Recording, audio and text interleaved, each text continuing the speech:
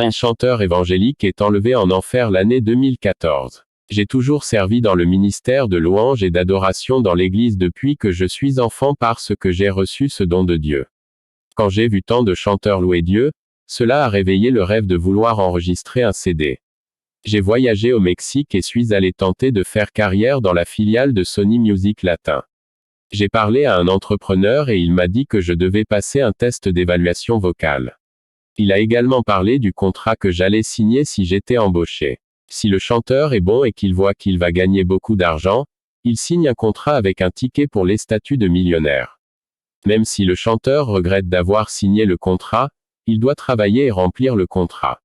J'ai fait le test vocal avec quelques jeunes et un seul a été embauché.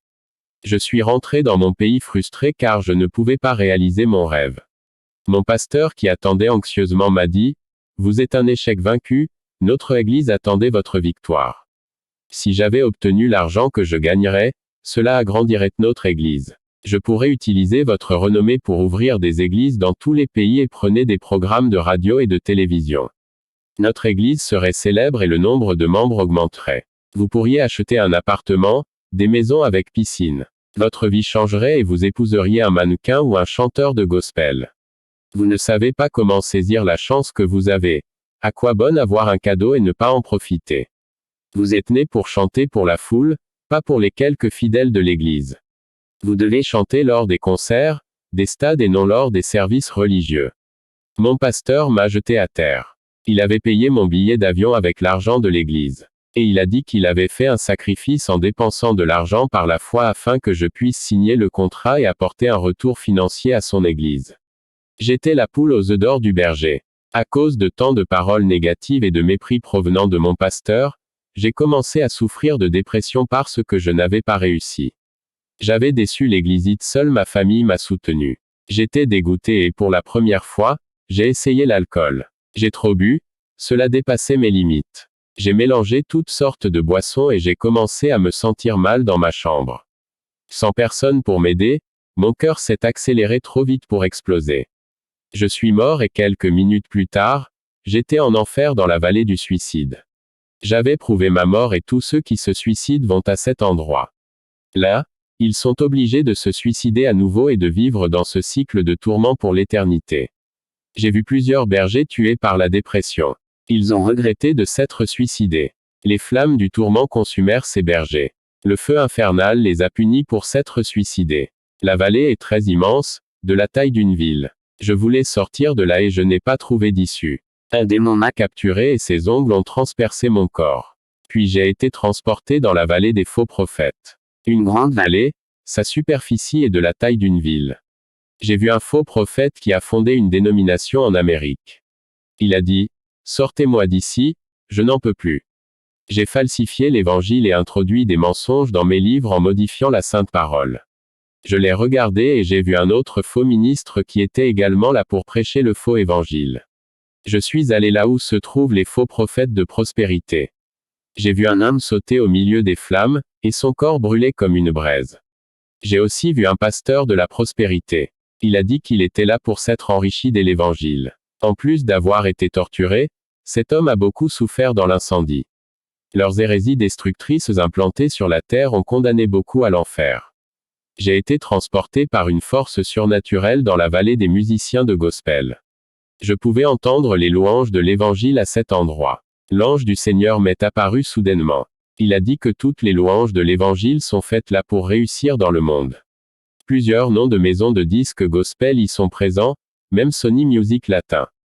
Et à l'intérieur de cette salle géante, j'ai vu plusieurs rythmes gospel.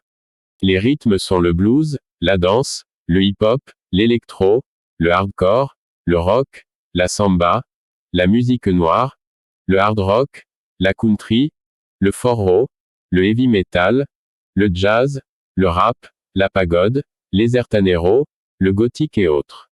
Les compositeurs de ces maisons de disques s'inspiraient des démons et les paroles de ces chansons correspondaient aux exigences de ces compagnies musicales. Les paroles contenaient des mots de bien-être, de réussite, de miracle, de victoire personnelle et de prospérité. L'ange dit, « Voyez le faux évangile chanté dans ces louanges. Les hérésies sont dispersées dans ces chants. L'ange m'a emmené dans une vallée peuplée uniquement de chanteurs évangéliques. Le nombre de ces chanteurs qui sont en enfer est effrayant. J'ai demandé à l'ange pourquoi ces chanteurs qui louaient Dieu sont ici. L'ange m'a répondu, ils n'ont pas loué Dieu mais le monde. Ils n'ont pas glorifié Dieu et se sont auto-promotionnés en recherchant la gloire pour eux-mêmes. Ils sont tombés dans le piège de Satan en recevant de l'argent, de la renommée et du succès. Toutes les maisons de disques gospel sont impliquées dans le satanisme. J'ai demandé à l'ange pourquoi ces étiquettes sont ici. Il a dit, tout ce qui est construit pour s'enrichir avec la parole de Dieu est un péché. Ces industries évangéliques pensent au profit. De l'enfer, l'ange m'a montré les enregistreurs terrestres. J'ai vu de nombreux symboles sataniques et une salle d'alliance rituelle maléfique. L'ange a dit, ces entrepreneurs s'enrichissent des louanges et gagnent beaucoup d'argent pour chaque talent musical. Ils sont avides et asservissent les chanteurs de gospel lors des spectacles. Beaucoup d'entre eux concluent des accords avec des démons pour gagner des millions. Les louanges sont inspirées par les démons. Et dans les lettres se trouvent des enseignements sur la théologie de la prospérité. L'ange m'a montré 3 chemins. Celui de gauche ne voyait que les impies qui ne connaissaient pas Jésus. Sur le chemin de droite, j'ai vu les saints qui ne se sont pas encore souillés. Et un nouveau chemin est né au milieu des 2 chemins. L'ange dit que c'est la 3e voie qui est la fusion du saint avec le profane. Apocalypse chapitre 3 verset 16, « Parce que tu es tiède, et que tu n'es ni froid ni bouillant, je te vomirai de ma bouche. » L'ange m'a montré plusieurs chanteurs et groupes de gospel parcourant ce chemin du milieu et au bout, j'ai vu un foyer. J'ai vu un groupe de démons devant ces chanteurs proposant des valises d'argent. Les chanteurs étaient menés par les démons qui les suivaient à cause des valises. Le chemin de gauche et celui du milieu étaient larges et remplissent de monde, mais le chemin de droite était peu fréquenté. L'ange m'a conduit vers une principauté très forte. Il est le Dieu de la louange évangélique et avait un contrat noir à la main. Il est en charge du business du disque. Il écrivait de nouvelles louanges sur terre qui permettront à la personne qui chante ces louanges de devenir célèbre et de gagner des millions de dollars. J'ai vu plusieurs journaux avec des lettres de louanges qui ne glorifiaient jamais Jésus, mais l'homme avec ses victoires et ses conquêtes. Tous les chanteurs qui signaient des contrats avec ces maisons de disques diaboliques vendaient automatiquement leur âme. J'ai vu des noms de chanteurs de gospel en enfer qui sont encore en vie sur terre. Leurs noms sont en enfer et les endroits où ils resteront après leur mort. J'ai vu une place pour un duo de chanteurs louant ensemble. J'ai vu un endroit pour un groupe de rock évangélique. Il y avait 5 places pour chacun attendant leur âme. L'ange dit à ce prince de la louange de l'évangile quel était son but sur terre. Le démon dit, j'inspire mes compositeurs et je commande le monde du gospel. Le projet que j'ai créé ici connaît désormais du succès sur terre. Les chanteurs sont mes agents qui propagent les hérésies dans la musique. J'ai des prédicateurs de l'évangile qui sont aussi des produits de mon marché. Dans mon monde évangélique, les chanteurs et les prédicateurs sont obligés de vendre leurs cadeaux et de commercialiser ce qui est sacré. Je fais des prédicateurs et des chanteurs des idoles et je forme ainsi des millions de croyants idolâtres au sein de l'Église. Je gagne beaucoup d'âmes pour Satan et j'ai une grande récompense. Ce démon a gagné un trône en enfer en y entraînant des millions d'âmes. Satan lui a donné un grand prestige. J'ai vu quand il m'a montré sa récompense en enfer. Satan l'a laissé régner dans un coin de l'enfer et faire ce qu'il veut, tout en laissant des millions de démons pour le servir. Le diable rit de bonheur, car son projet évangélique conçu en enfer fonctionnait. Cette scène m'a fait peur et j'ai été choqué par ce que j'avais rêvé de faire partie de ce monde. L'ange m'a conduit vers le grand démon aux yeux de diable. Le démon m'a montré plusieurs rythmes qu'il a créés et qui ont beaucoup de succès sur terre. Et beaucoup de ces rythmes sinistres et de ces rythmes ont été loués. J'ai vu des démons jouer d'instruments en enfer et inventer de nouveaux rythmes. Il a dit, j'ai déjà contaminé les louanges des croyants et ils m'adorent avec mes rythmes. Ils pensent qu'ils adorent leur Dieu et sont trompés. L'ange dit, Hector, Satan était un chérubin de lumière et sa fonction était d'adorer Dieu. Il dirigeait un chœur et les anges louaient Dieu. Lorsqu'il se rebellait, il apportait sur terre ces chants qui n'exaltent pas Dieu. La louange glorifie, le monde et l'ego des gens exaltent Satan. Il se spécialise dans la musique profane et maintenant il fait toutes sortes de louanges au monde. L'ange m'a emmené dans la vallée où il y avait un grand groupe écrit de l'Évangile. Là, j'ai vu tous les chanteurs, prédicateurs, auteurs-compositeurs, entrepreneurs et toutes les personnes qui faisaient partie des industries du gospel. Les démons les tourmentaient et se moquaient encore d'eux. L'ange dit, Il est temps de rentrer.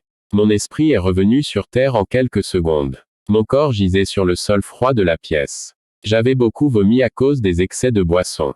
Personne dans ma famille n'était jamais venu. J'ai nettoyé toute la saleté de ma chambre. Puis je me suis agenouillé et j'ai remercié Dieu pour la miséricorde qu'il avait envers mon âme. Dieu merci, je n'étais pas un chanteur de gospel. Ce monde évangélique n'appartient pas à Dieu. La voie évangélique est fausse et n'est pas étroite. Pour les âmes qui m'écoutent, ne laissez pas plus de temps pour réfléchir si vous serez croyant ou non. Tu penses que tu ne mourras jamais un jour. Pense qu'un jour tu vas mourir. Êtes-vous prêt à aller au paradis? Faites-vous tout ce que dit la Bible et niez-vous ce que la parole condamne. La mort ne choisit pas l'âge, elle touche l'enfant, l'adolescent, l'adulte et la personne âgée. Soyez prêts lorsque la mort vous touche. Faites ce que la Bible vous dit de faire. Ne pensez pas que vous vivrez jusqu'à un âge avancé.